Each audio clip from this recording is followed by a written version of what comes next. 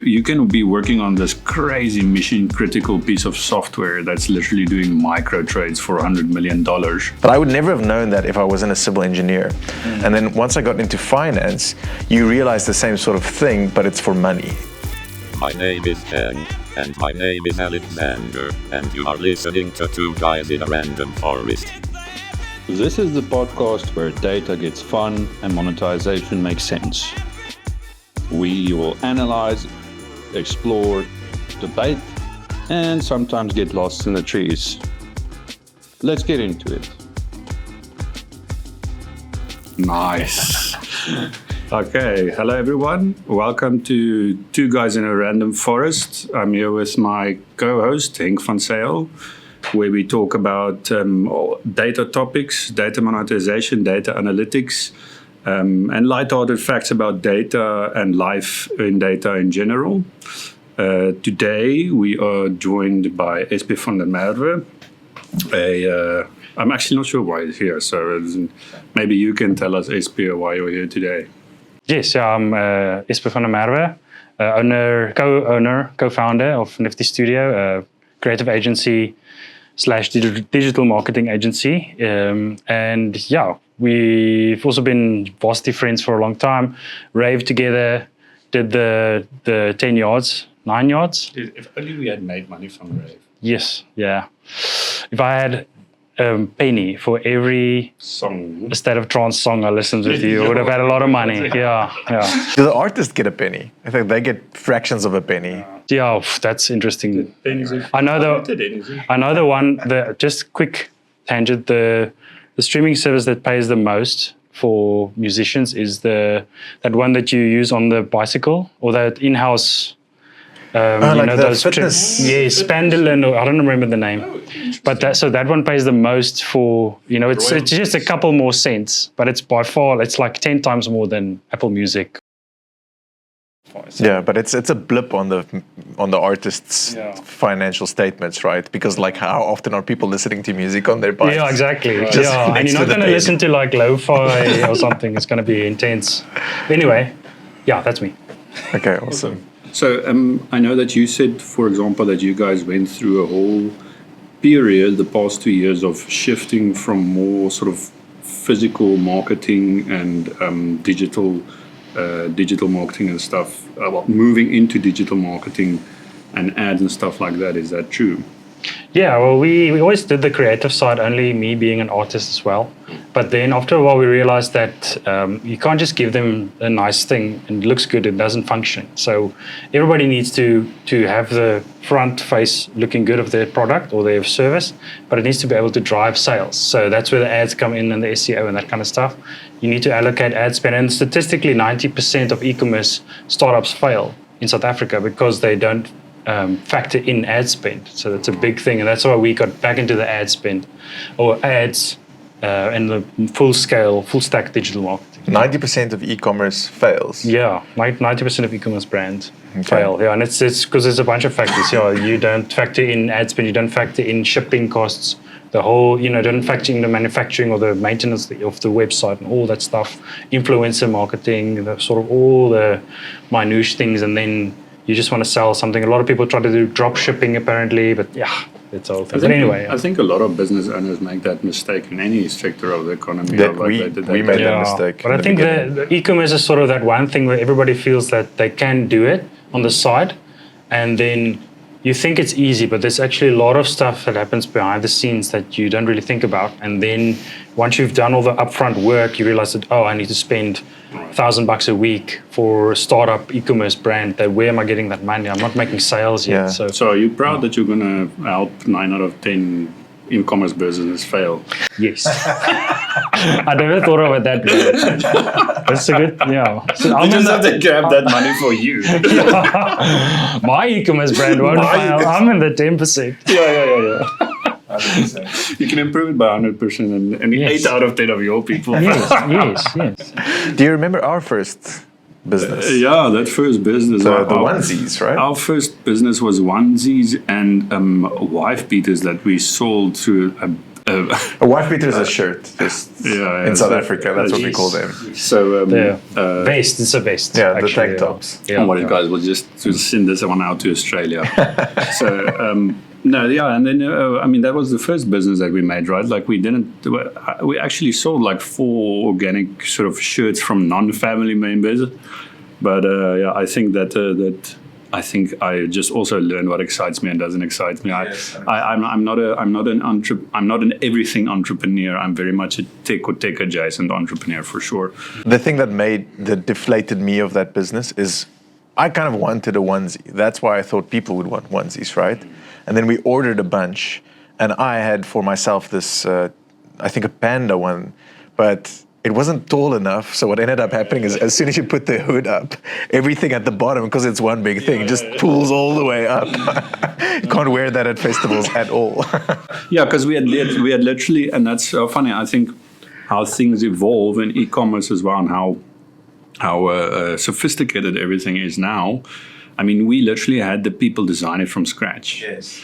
And I think these days, if you tell someone that you designed it from scratch, they'd be like, "Are you stupid?" Yeah, why? Because you can probably get some 10,000 templates on Alibaba or something. But now we know why we failed, right? Ads. That's the main thing. If we had ads, a picture of me modeling it with my huge camel toe. It would sell, but a very maybe different demographic if you were targeting. Okay.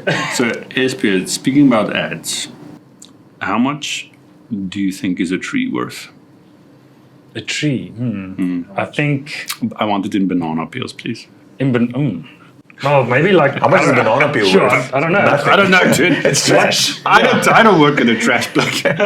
A tree is worth at least firewood, right? Yeah, trees are worth that's in a bag of firewood, probably 10 bags, and that's like... depends on where you buy it. Woolies, 1,000 rand for one bag. Yeah. It's for the seed that we need, just the seed, 1,000 rand. If you go to Food Lovers, you get like a big mature tree. Yeah. So it depends. Yeah, but I guess a tree, 1,000 rand a tree. I don't know. Yeah. So the answer is 45 ads. Okay. 45 ads. Right. So how I got that answer is we have a little tidbit here for a search engine called Ecosia. Ecosia, I'm saying that right. So basically what they do is they're like any search engine out there, but they have a directive, let's say, I think they're an NGO, where their profit is reinvested into planting trees. Now, the interesting thing here is that I think people also don't realize just in terms of numbers how big the ecosystem is, because it also surprised me today.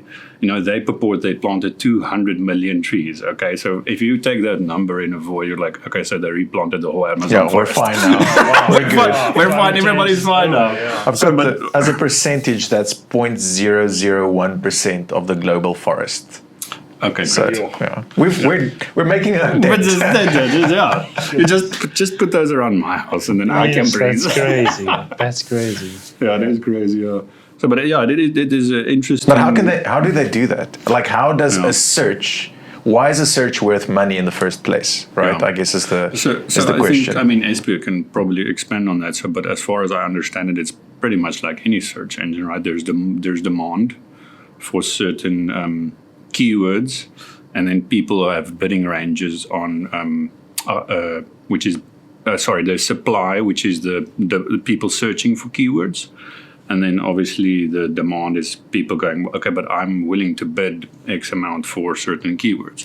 So if you look at AI keywords right now, it's ridiculous, right? Because there's just such a massive bubble. You're not going to rank if you don't spend $50,000 a month. Craziness. But Espe can maybe expand on how that exactly works in a search engine. Yeah, so I want shoes. Yeah. Good shoe, big. Enter. That like there's Big but from lunch. Yeah, there's different types of matching. So if you have a very specific brand, obviously people must type in exactly that phrase, then it comes up. That's exact matching. Or you can have broad matching. It's more or less somewhere in the range of like a shoe. If you're on a red shoe or shoe fixer, or I don't know what you call it? Cobbler. A cobbler, then it gets a bit broader. But if you're targeting broad, that's fine. But then, people bid for certain keywords, and like Sander said, and then if you basically, Google, for instance, works out an ad score, and then depending on different factors, like how does your website look behind the ad, how your keywords, what is your physical score of the ad, and your brand assets and everything, and then it ranks it according to that. So if you have a really big budget but not a good ad, you will be paying more per click. Your cost per click will be higher than if you had a really good ad, really good site, really good SEO, then your ranking would go higher automatically. So yeah, then that's now where, so exactly a supply and demand, the people will, depending on how many people search shoes in Cape Town, for instance, that's going to determine your highest bid range and your lowest bid range. Okay. So if you want to be top 3, and now obviously this whole thing is being supplemented by AI overviews. So it goes above that. So now there's a whole other game of you have to optimize your probably SEO. Changed it completely. Yes, yeah. So that's a big thing that's happening now. So even if you are paying ads, the AI overviews are going to go above that because Google is competing against OpenAI and all this kind of stuff. So, but still, it's still very relevant. So ad spend is very, very important, especially for driving traffic to your website and getting your pages indexed. But yeah, that's... Google isn't monetizing that part of the AI overview, right, yet? Not yet, no. Well, you can't pay to be in the AI overview. No, you can't. But there are ways to do it. But I think that's going to change pretty soon, especially with Atlas that came out, or ChatGPT's search engine. So there's going to be some... Every big provider has something like that, right? Or Yeah, I know Anthropic also does one. Yeah. So how does this come back to my user data, right? So I'm searching a bunch of stuff. Before I even searched big shoe, good. I searched like a bunch of random things. Does that impact which ads I see? Does that impact how much I'm worth as a customer? Like, yeah, it depends on that first-party data. Okay. How everything you search and when you interact with the brand, some search engines or browsers will save your data and share it between different places. So that's what sometimes they call it enhanced conversion tracking or enhanced measurement. So it's not just that they use the cookies, they will use all your traffic data and that stuff to determine when is the best time to show you an ad, what should they show you. So they definitely use a still bunch within their budget as well, obviously. Yeah. Because But I mean, I'm expensive when it comes. Yeah. Like I'm two rands at least. Yeah. So it depends. It's all this stuff is changing now. Like it's constantly moving forward. Yeah. I think people are, so this is a bit tangential, but I think people take for granted how crazy sophisticated and novel the whole idea behind Google was when it came out. And there's a reason why they made so much money for 15, 20 years. It's like, the internet has existed before they had launched, but they just went, okay, no, but what if we just use this algorithm so people can just find stuff easier? And then a whole sort of literally $500 billion economy just got born out of that one idea, right? I still get boomers sometimes who ask me what's SEO? Why do you have to SEO? They don't even understand what it is. Like you just have a website, it's on Google, obviously you're number one. No. Wait. I do have an interesting... I thought we were number one. Yeah, I do have an interesting fact that I found that if you want to buy a website with the name .sexy, like... Is that actually allowed? You can buy it, yeah. You will pay, the last time I checked, it was about 90,000 Rand for a domain. Why did you check? Just for interest's sake. What was the website before the .sexy? SP.sexy. It's like on my website, on my LinkedIn profile, it goes through to that site. Okay. And then I sell bespoke black vested, what do you call those? Mesh tank tops, yeah. I actually know a bit of all the Germans in the middle. I actually know a bit of data on this one. So I know the person who decided they're going to buy this for, I think it was the Truworths group, right? And they decided, for Shini, for men.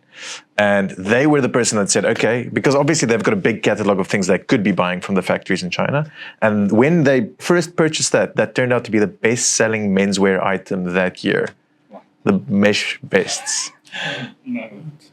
In South Africa. In South Africa? Yes. That's very interesting. I think I would look good in it, but I'm a bit scared. I know you would. Sure. Everyone looks good in it. That's the nice thing about it. Fat than allowed. They should have just a body fat percentage restriction. Yeah, yeah. No, when but if you- you've seen when you someone buy- wear it, it's never a skinny person. Like it's Really? usually a pretty fat person wearing it. Maybe we're not thinking of the same. Yeah, I don't think we're I'll- thinking of I'll the pull it same up. base. Yeah, I don't think we're thinking of the same base tier. But I'm putting heavy it up. tangent. Maybe tangent. Yeah, but these people are too. You can't wear something like this if you're too attractive. You have to be like Yeah, a little bit. semi-attractive. Yeah. No. Attractive You adjacent. gotta be a little bit ugly, even. Okay. So I think from your perspective, SPM, I don't think Henk and I need to bring our perspectives because otherwise we'd be busy there for a while. But what is your opinion on the ethical use? Because I think it's easy to say that people just type in something in the search bar and then you use that data to reinforce your algorithm. But we all know there's like 1,000 other touch points. So what are your thoughts on the ethical barriers on when we should stop, which data collection is ethical or not? Yeah, that's really true. I think people should have a choice to determine or to decide when their data is being used. But I don't think how are you gonna control that? There's so much money behind it. No. It's pretty unjust, I think, and people take it for granted. I mean, you're just sharing your face. Somebody posted the other day that he's going to share his family on socials as well. Not a lot, but just once in a while. Because if somebody wants to find you, they will find you. Because there's cameras. There's you maybe put a photo on Facebook 10 years ago. Somebody will find you if they really want to find you. So privacy, I don't know. It's been. I think privacy is demonetized kind of now. dead. Yeah, if I'm honest. It's, privacy is dead. Yeah. I guess To it some depends extent. depends how you define privacy, but let's Yeah. not get into that rabbit hole. That rabbit hole. That's next episode. Yeah, next episode. Spanning 3 episodes. So just a quick question from my side. Where's the forest? How does the forest come into play? Like for us people that are not in the machine learning space, what is the forest thing? So I think the reason is, if you haven't been listening, have you been using Acacia? Ecosia, sorry. Yes. Yeah, it's because we haven't been using Acacia. That's Okay, yes, that makes sense. Yeah. No, I think the two guys and I think we need to talk about if we want to expand on what the fun is or not. But the two guys in a random forest. So I guess we can explain for the people that know. It's a random forest is a data science algorithm. No, I like it. I just wanted to know. Definitely, one of the episodes are going to be in a forest. Yes. That's my need. That needs to happen. So hopefully, And one of them will be with a person named Forrest. Oh yes, Yes. yeah. That's a good idea. Definitely some goals, wish list goals. Yeah. Episode 100, we're in the redwood forest in America, wearing full ghillie suits. Imagine. Yeah. No one can hear us. Okay, cool. No, so I think why we're doing this is a big thing, at least from my side, is that I think Henk and myself have very good repertoire. Obviously, SPA is one of our good friends as well, but I think we do have interesting takes on some sort of topics within data. And I would love to share that with the world and the broader world out there. And it's hopefully to have some fun. Yeah, it's about demystifying data. And all the what things. is data? Yeah, because for us plebs, it is a bit intense. Who does not know what data is at this point? I is what attended the AI Expo with you guys, and it was pretty intimidating. Yeah, I had to pitch for you, A little bit, yeah. No, but then I was like 1 foot in your space, and it was intense. But we're also doing the podcast because people don't read anymore. Like you are not reading the blogs statistically. So as people that read more, you read more. Pick up a book.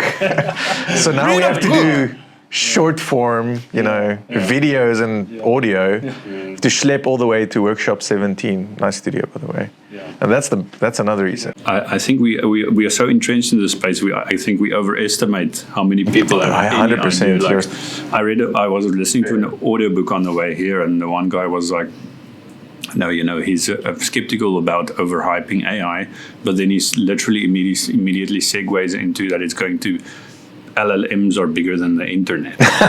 And I'm like, no. My gosh, dude, like there's 100,000 ShopRite check told people.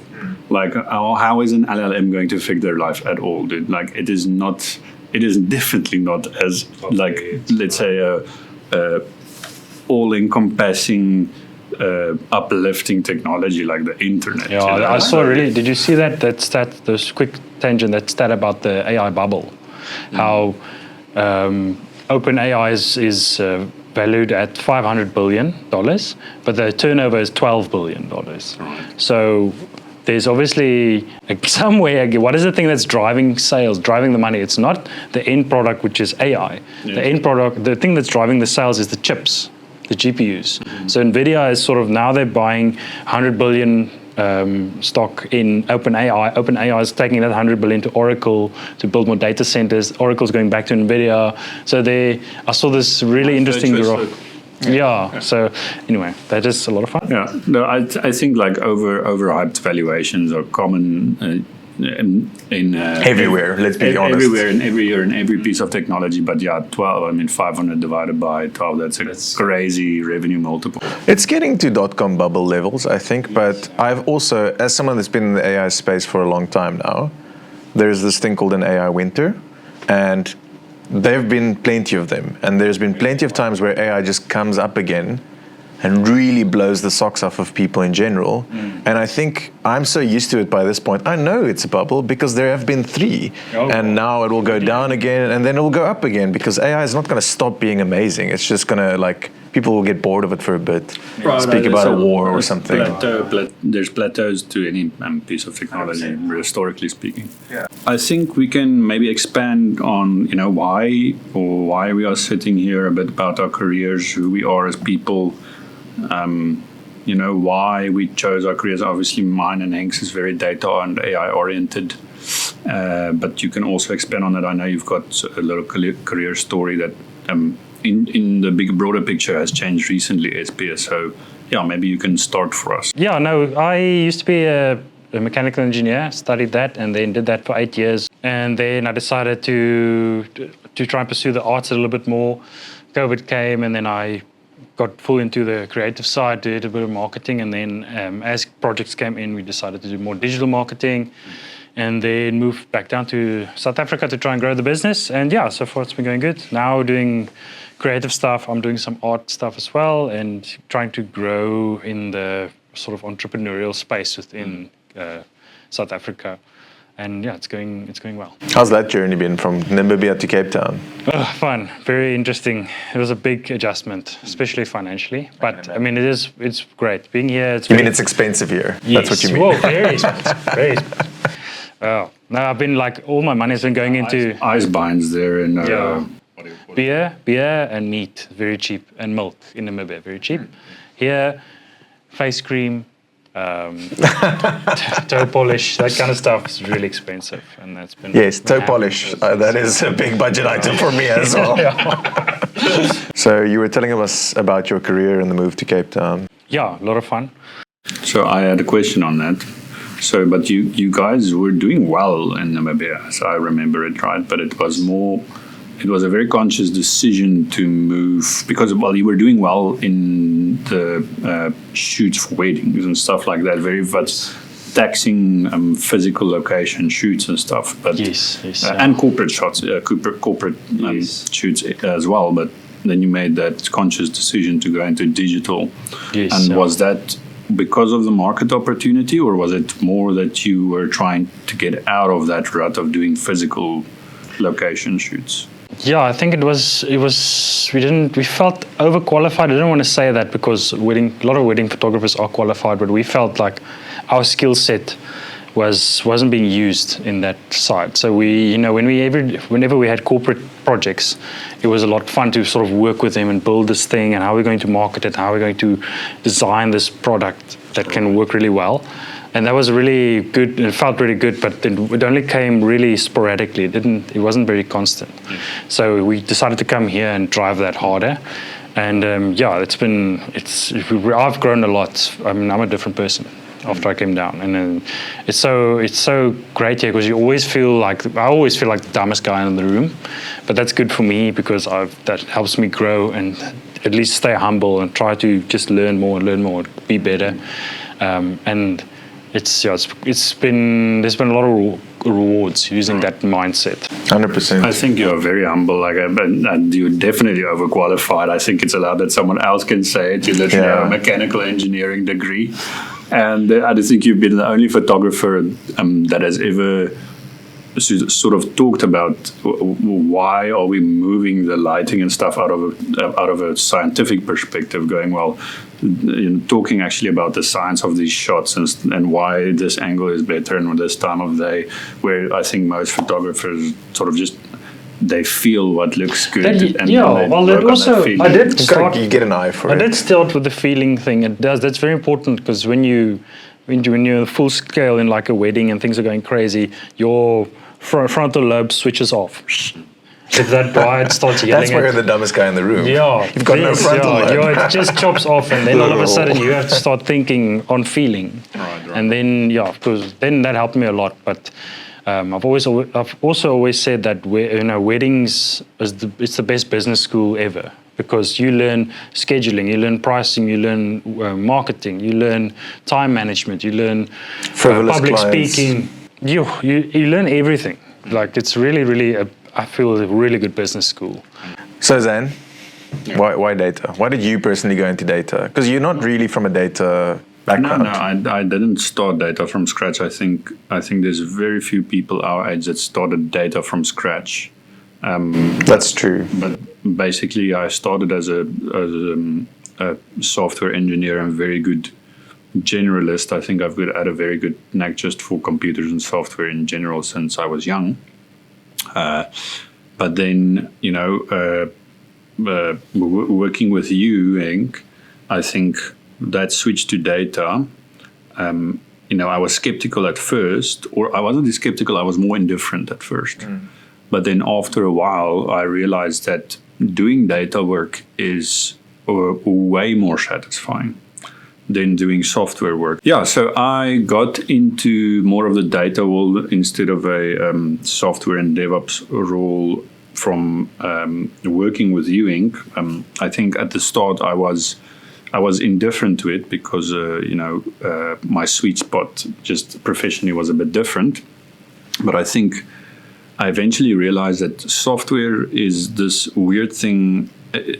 It's sort of a bit more like art, in the sense that you can be working on this crazy mission critical piece of software that's literally doing micro trades for $100 million, but your input on that feels like just one little small something, and it doesn't feel like you made this big business impact from the get-go. It's not. You obviously do have massive business impact, but drawing that line through, especially for yourself, is difficult. Where in data, you can basically go, hey, you have this number, I changed this SQL, and it's a bit higher than you thought it was, and you can save like $1 million. And it's like, boom, dude, like it's way more like satisfying out of a business perspective to push that professionally. And that's basically why I was eventually just really keen to switch and go, no, I'm full steam data, full steam everything, because it is really good to be able to draw that line just on a satisfaction. That's really interesting. I never thought about it in that way because we on the outside don't understand that, like you make changes in the data and you have these differences, which I think is why you guys are in such a cool niche. It's really actually a niche that needs more attention, and it's really, really cool. Yeah. Why I'm into data, thank you for asking, Zan, is that honestly, so I originally started, as you guys know, as same as you, we kind of pivoted into it. A lot of people, as you said, don't start in data our age. But where I was at is I just did a lot of hydro statistics. So it was my job to model how water would flow underground for things like dams being built, or if they needed to pump out a lot of water somewhere. In Excel. Luckily not Excel. But then From there, it wasn't a huge jump to start doing statistics for KPMG. And what I always liked about this is when I was still in civil engineering, I knew how much sewer there was always a sewer line very close to you. Right now, we're like no more than 3 meters away from some effluent, right? But I would never have known that if I wasn't a civil engineer. And then once I got into finance, you realize the same sort of thing, but it's for money. You realize how much money is just moving around, invisible to the rest of the world, that you would never ever see. And that struck me as financial information especially is just data. It's just things moving around. But once you start realizing like finances by its nature is meant to be trackable. So you can really pull the line through from this comes from this, goes to there, goes to this, comes all the way back, goes up. And there's something very interesting about that. And I think just statistically, it was a very well-paying job when I started doing it. There was very much the hype train. And if I'm really honest, that is one of the things that drew me to it. And I remember right as that wave crashed, a lot of people that I met, young people, had been studying data science at that point, right? And I remember thinking, you're already bad at your job because this is definitely crashing and you're now predicting that it's going to be a good career. But, I still think it was a good career. I was a little bit too cynical. I think there's that psychological thing where we're predispositioned to believe negative things more likely, right? So, I definitely think data science is still a very good, especially if you're coming from a place where you're looking at, and in South Africa at least, hydrogeology, I think, isn't a very sort of stable part of the economy in terms of growth, right? Like the growth prospects might be low. So definitely still a good career move. And when you said people our age, or at least at that stage, I remember, because it was so weird thinking about data science when we were studying. It was like, no, but the computer scientists do that, because it was generally just computer scientists that were really good at math, and then you put them in those areas of the quant, call them a quant, but they're still a computer scientist, which is a really interesting way how the economy has changed completely around that you can literally go into university to train to be a data scientist. And it's crazy to think how new it is. Computer scientists have been around since the 60s, but data science is 10 years since University of Econ? Okay, we need a degree for this, which is like a weird thing to think about. It feels so important. Right? Yeah, 100%. Alrighty, so now we're going on to a segment called Journal Corner. So, Journal Corner! This is very exciting. So, Journal Corner is just us sharing something very short about some data about our personal lives or lives or interesting data we see around us. So, I think SP is going to do this one for us. Or Henk, I think you have his information, any of the two. But an awkward setup. So welcome to Journal Corner. SP, we did some maths based on the things that you're tracking. And what we have figured out is that if you're on Strava, right? That's how we get some of this data. And you're an artist, you also draw. If you have drawn more lines in kilometers this year than you've climbed in elevation. So you've done about 10 kilometers worth of drawing. That's pretty far. Yeah, my poor right hand. Yeah, it's done. And on Strava, you've only got 5,800 meters of elevation, so 5.8 kilometers. Almost double. You've drawn almost double than you've climbed this year, essentially. It's crazy. If drawing would just take away my muffin top, that would be great. Imagine, dude. Or working at a computer. Yeah. I'd be like buff for it. Oh, that's interesting. But is that elevation or total gain? I'm guessing. No, it's total. Yeah, well, it's total gain over like a period. So if I go jogging, the total elevation is like 150 meters because I live in Paarl and we love mountains. 150 meters is nothing, dude. When you in 3 kilometers, like it's 3 kilometers, 150. If you're jogging. Yeah, it's 150 kilometers isn't long. I mean, like a long. Like the Lion's Head is 176 about. It takes a while. But it takes you like 2 hour and a half. I do 150, and I just do a quick 3K. So it's like. How did you use up so many pens though? What have you been doing? I've been working on a couple of playing cards for big names. I can mention the Marvel one, but I can't mention the other one yet. Just cool. NDA. Yeah. But I've been doing some playing cards for them, and I'm working on my first graphic novel. So I've been doing a lot of sketching there and trying to. I have to stay warm because of the cards. You know, the prompting is really strange. It's like draw this character in this framing and with this lighting and blah blah blah blah. So have to practice. I've drawn a lot of noses. Like noses, I think I've probably drawn about in the last year. I've probably drawn about. I think it's 500 noses. Which is worse, noses or hands? Noses by far. I can draw hands. I can draw circles around hands, but noses, I don't know. I can't draw a nose. Wow. Like it's just weird. Do you think you just never look at noses? I don't know. It's just like it's tricky. It's just that thing. You know, everybody has a thing. Like some people just can't. They can't use shortcuts on a keyboard, or some people just can't. You know, I don't know. They can't pistol squat on a Wednesday. Right. I don't know how stuff like that. You know. Mine is noses. Mine too. I can't draw noses either. That's also my weakness. That's the only one I've found so far. Yeah. And pistol squats on a Wednesday for me as well. Yes. Thursday. Easy. Knock them out. 10 pistol squats behind my head. Easy. Right. So I think if any of you guys watching has something that you want to share with us, any tidbits of information about your daily life, it's always really interesting to see what kind of different lives people live on a data level. Some people send like a ridiculous amount of emails or something per day, or write a lot, and others don't. So if you guys have anything like that, send it to us. Send it to podcasts@symbyte.tech.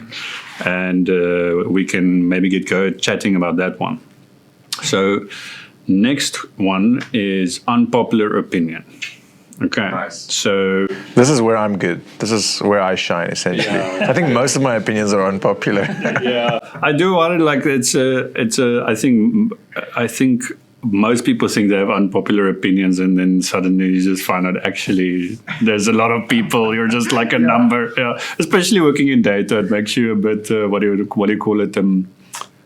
Cynical about it. It's like, no, actually you're just part of a cohort. Yes. Don't worry about it. There's like 6 archetypes. You're number 3. You thought you were alone, but actually there's 100,000 people just in your province. So I think this one is on me this time. My unpopular opinion, and I'm basing this also off of, Thinking Fast and Thinking Slow by, I can't remember the second writer, but Daniel Kahneman is one of the writers, right? And he essentially had this paper. He's done a bunch of work here, but it's called Hedonistic or Effective Forecasting. Effective with an A, meaning your affect. And essentially how wrong people are about what makes them happy. So my unpopular opinion is we shouldn't be trying to be happy, because we're terrible at knowing what makes us happy. We should have other goals and just kind of as an accident become happy. That is okay, cool. That is actually so cool. Because I also like to listen to some psychologists or sort of and also other philosophers, and that is also sort of a theme that comes up, is like searching for happiness is not empirically something that works. No. Like when you come to a psychologist, a clinical psychologist, they don't tell you, oh well, let's find things that make you happy. Yeah. Right. So I think that's really cool to actually put that into a more like sort of data-driven perspective. Do you want the data? Like I can give you some stats here. So the first one is the focusing illusion. I've just got a couple of examples here. Okay, if I ask you this, Alexander, how happy are you on a scale of 1 to 5? 8. Okay. Oh, sorry. Making the rest of us look bad. Jeez. Let me go back to SP. Okay. Okay, so I get 4 out of 5. Perfect. Okay. You know what the weird thing about numbers is? If I had heard correctly, I would have said 3.5, not 4 out of 5. But then yes, There's something there already. Yeah. So 4 or 3.5. And now, if I ask you, considering how much leave you took this year, how happy are you? Considering how happy am I with the amount of leave? Or? Just so the experiment was basically ask people if they're happy, then ask them an unrelated question. Then do the opposite with other people. Ask them the related question, and then ask them how happy you are, kind of. And what they found is there's a correlation. There's no correlation if you ask happiness first. But once you put something in mind that might make some people happy, money, for instance, how much you make, how much time you have for yourself, people tend to rate themselves as less happy. So that's called the focusing illusion, right? And the second one I want to bring up is the arrival fallacy. I think we all have felt something like this in the past, where if you think something will make you happy, you get it, it kind of makes you happy, but not for a very long time. Yes, right. Very true. Retail therapy. You alone. Okay, I've got the stats here. You're trying to get those 90% of people that are failing to succeed, right? That's why you're shopping. And then the last stat on this is it's not completely the same, but it's close. It's choice blindness.